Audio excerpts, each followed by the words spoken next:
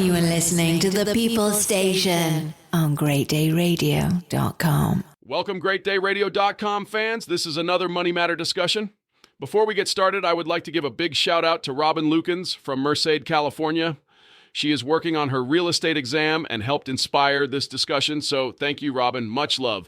Also, if you are in the Denver metro area on September 6th, 2025, you can meet me at the VFW 9644, where we will host the 5th annual Patriot Day Car Show. It is free to attend. Visit our website for more information. Okay, let's get this show on the road. I am your host, DJ Mikey D, along with my partner in knowledge, DJ D. Marie. What if I told you there's a multi-billion-dollar investment opportunity hiding in plain sight, all centered around people not paying their property taxes? Today, we're diving into a fascinating corner of real estate that most people never even think about. That's such an interesting way to look at it. The government has essentially created this whole ecosystem around unpaid taxes that smart investors can tap into. Let me break down how this works. When property owners don't pay their taxes, instead of immediately seizing properties, local governments sell either tax liens or tax deeds to investors. It's actually quite brilliant. And here's what makes it so fascinating. With tax liens, you're not buying the property itself. You're purchasing the right to collect that debt, plus some pretty impressive interest rates. Those interest rates can be remarkable. We're talking up to 18% in some jurisdictions. And what's particularly interesting is that these investments are secured by the actual property. Though I think it's worth noting that most property owners do eventually pay up to avoid losing their property. The real question is how investors can maximize their returns while managing risks. That brings us to tax deeds, which are a completely different animal. Instead of buying the right to collect taxes, you're purchasing the actual property at auction, often at incredible discounts. Let's put some numbers to that. I've seen properties worth $200,000 sell for $100,000 or less at tax deed sales. Though, of course, there's usually a reason for those steep discounts. Right. You're often buying these properties sight unseen, which can lead to some nasty surprises. I know one investor who thought they got a great deal until they discovered the property had severe structural issues that cost more than the purchase price to fix. Speaking of managing these investments, can we talk about how this ties into retirement planning? Specifically, how a solo 401k can be used for these types of investments. That's where things get really interesting. In 2024, you can contribute up to $66,000 per year to a solo 401k, and even more if you're over 50. Plus, you get incredible flexibility in how you invest those funds. The tax advantages are pretty compelling too. You've got options for both traditional pre-tax contributions and Roth contributions, which can make a huge difference in your long-term strategy. And here's what's particularly powerful about using a solo 401k for these investments. Any returns you generate go right back into the retirement account, potentially growing tax-deferred or tax-free. Though I imagine there's quite a bit of paperwork and proper structuring involved to make this work correctly. Absolutely right. You need to establish a self-directed solo 401k with specific provisions for alternative investments.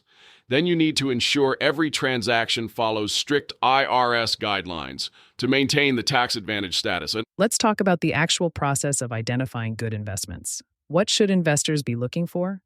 Well, first, you need to understand the specific rules in your target jurisdiction. Redemption periods, interest rates, and foreclosure procedures can vary dramatically from state to state. Some states offer interest rates as high as 18%, while others might cap it at 8%.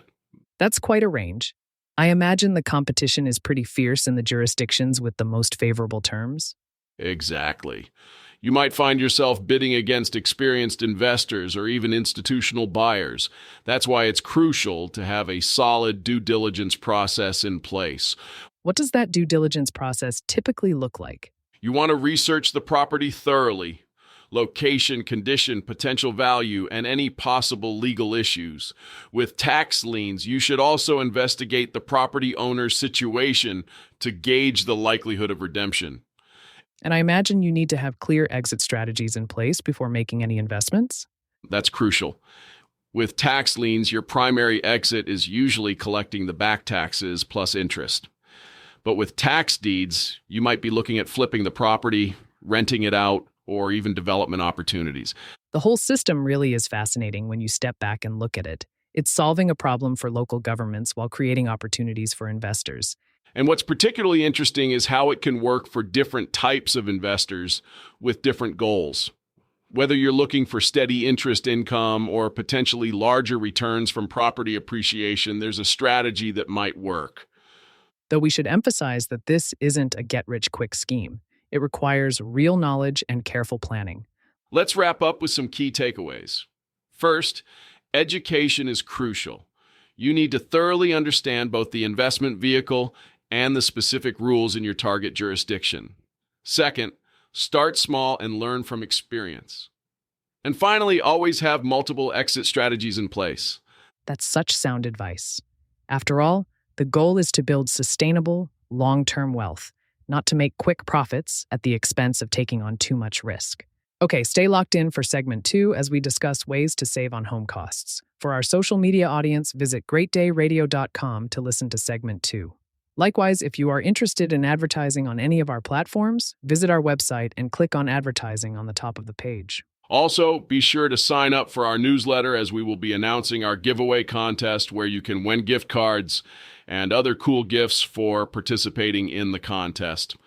Thank you for being a listener and follower. If this and other programs are useful, be sure to share the love.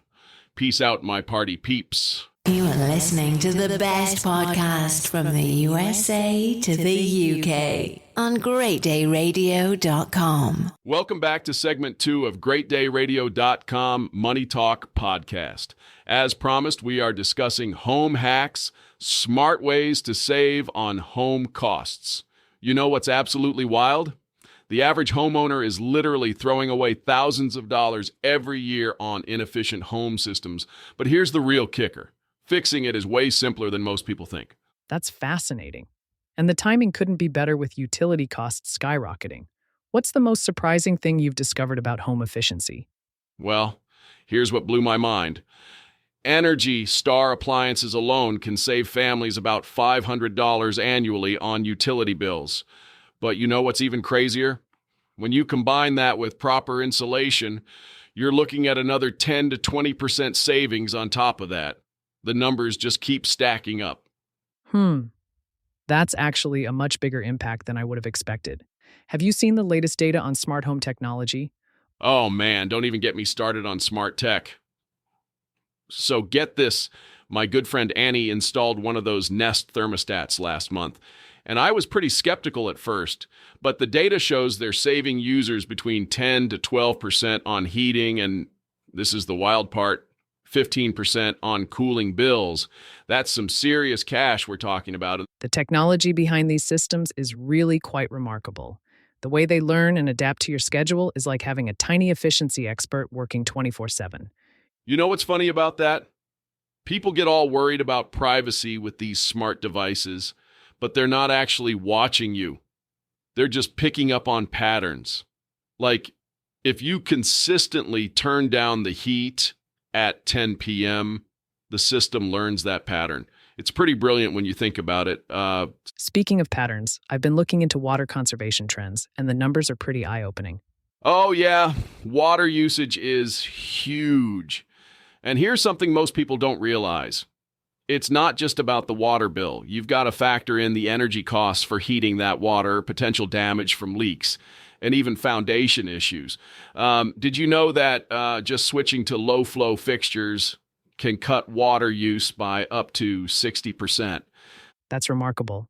And the EPA found that water-efficient fixtures alone can save households about $100 annually on water bills. Right? And when you combine that with smart landscaping choices like drought-resistant plants and reduced lawn space, the savings really multiply.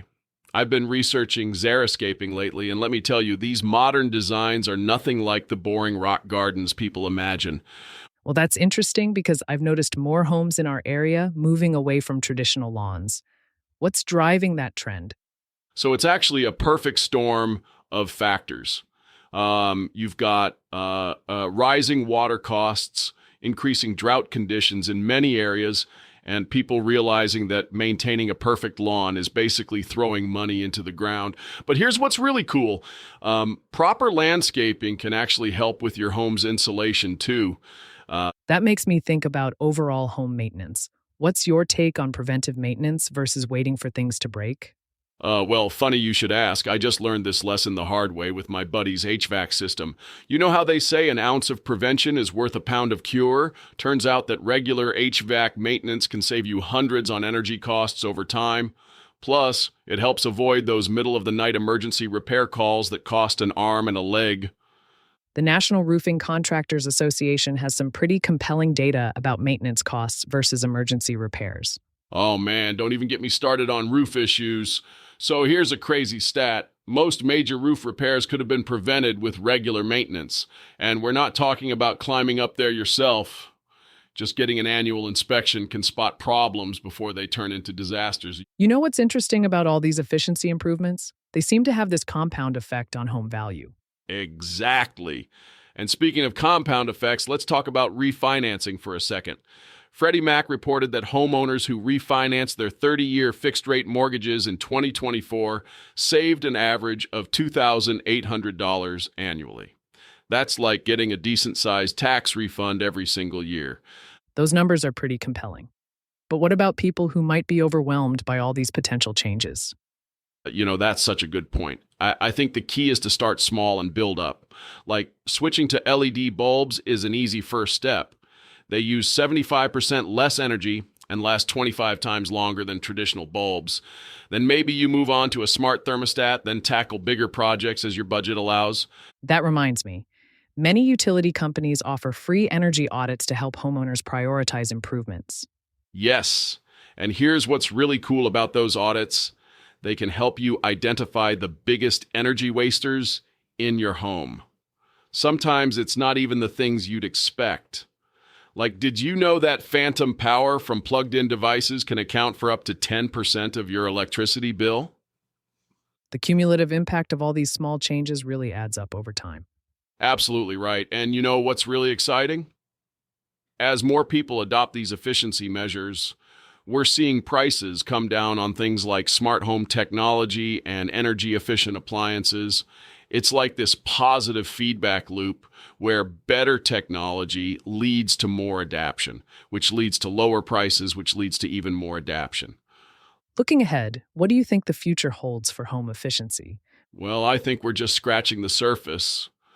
With artificial intelligence and machine learning getting better every day, I can see our homes becoming even smarter about energy usage. Imagine systems that can predict your needs before you even know you have them, or automatically adjust based on real-time energy prices. That's a fascinating perspective on where we're headed. And here's what really gets me excited. All these improvements aren't just about saving money. They're about creating more comfortable, sustainable homes that work better for us and the planet. When you think about it, it's pretty amazing how far we've come from the days of manually adjusting thermostats and paying through the nose for utilities. Sounds like the future of home efficiency is looking pretty bright. You know what? It really is. And the best part is that we don't have to wait for some far-off future to start seeing benefits. These are changes we can make right now, today, that will start paying off immediately. Whether it's something as simple as changing a light bulb or as complex as refinancing a mortgage, every step toward efficiency is a step toward a smarter, more sustainable future.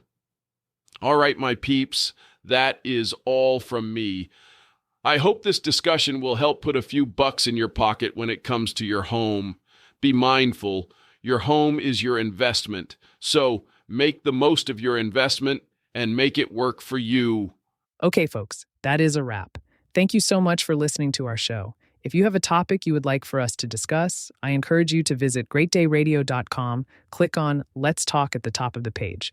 Likewise, be sure to sign up for our newsletter to get the list of upcoming discussions, contest giveaways, new music, and new podcast shows. You are listening to the People Station on greatdayradio.com.